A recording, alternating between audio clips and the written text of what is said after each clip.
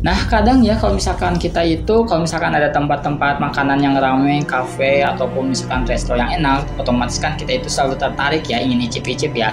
Jadi ini keluar cerita nyata yang dialami oleh keluarganya Ibu Yanti, bahwa emang Ibu Yanti ini kan emang setiap seminggu sekali itu suka hunting-hunting makanan lah ya, kuliner-kuliner sebagai bentuk self reward kepada anak-anaknya kayak gitu. Nah, nemu lah ya dari si kakaknya itu ya, terus kakaknya itu teman aku gitu. Jadi si kakaknya itu ngusulin lah, "Mah, gimana kalau misalkan weekend ini kita makan di salah satu restoran?" Katanya itu enak restorannya, itu kan tentang bebek bebek penyek kayak gitu, bumbu hitam, katanya enak gitu, banyak yang ngantri, kemudian penuh-penuh terus. Oke lah, memutuskan akhirnya mau pergi ke sana lah ya, karena emang si Ibu Yanti itu ada 3 anaknya, yang satu temennya aku, kemudian yang 2, yang terakhir ini si bungsu ini umurnya 6 tahun gitu ya, 6 tahunan lah ya. Akhirnya memutuskan di weekend itu untuk pergi ke bebek itulah, bebek ibu mulada hitam kayak gitu. Nah, sesampainya di sana itu terjadi keanehan teman-teman, bahwa emang si yang bungsu tiba-tiba nangis gitu, nangis menjerit, kaget kayak gitu kan, sontak kan kaget ya, mau juga kan mau pesan gitu, mau ngebooking tempat, karena kan emang tempatnya juga lumayan luas.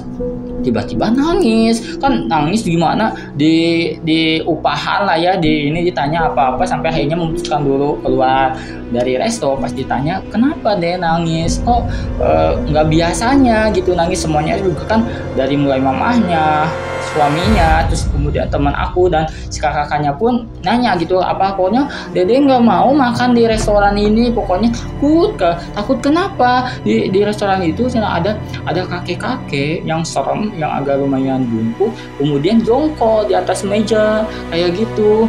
Tapi si keluarganya itu nggak ngeliat, cuma si bungsu doang yang ngeliat. Kemudian cuma ada hewan-hewan yang lain, si lidahnya itu ngejulurin ke makanan-makanan yang lain. Dede takut, pokoknya nggak mau makan di restoran ini, pokoknya sampai nangis kayak tantrum kayak gitu, nangis. Akhirnya memutuskan, ya udahlah deh, jangan nangis, oke kita pindah ke restoran yang lain ya deh ya. Sampai akhirnya ya mengiyakan, kemudian nggak terlalu nangis ya. Pas masuk mobil tiba-tiba nangis lagi si dedenya itu. Pas mobil tancap gas, si dede ini nangis lagi. Dede kenapa nangis lagi kayak gitu, kan kita mau pindah restoran kamu di situ. Iya, kita kan emang mau pindah ke restoran, tapi kenapa sih kakek-kakek yang di restoran itu kok ngikut kita, ini di sebelah dede jongkok. Pas dilihat nggak ada, dia cuma si dede itu yang ngelihatnya kan.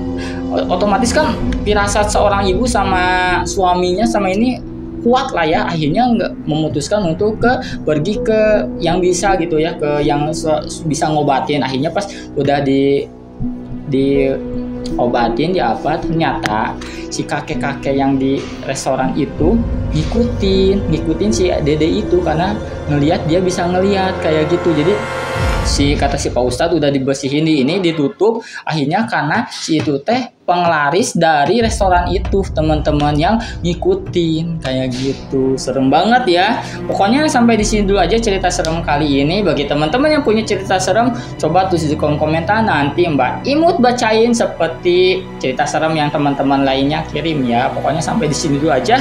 Like jika kalian suka, subscribe jika kalian mau. See you next video. Bye bye.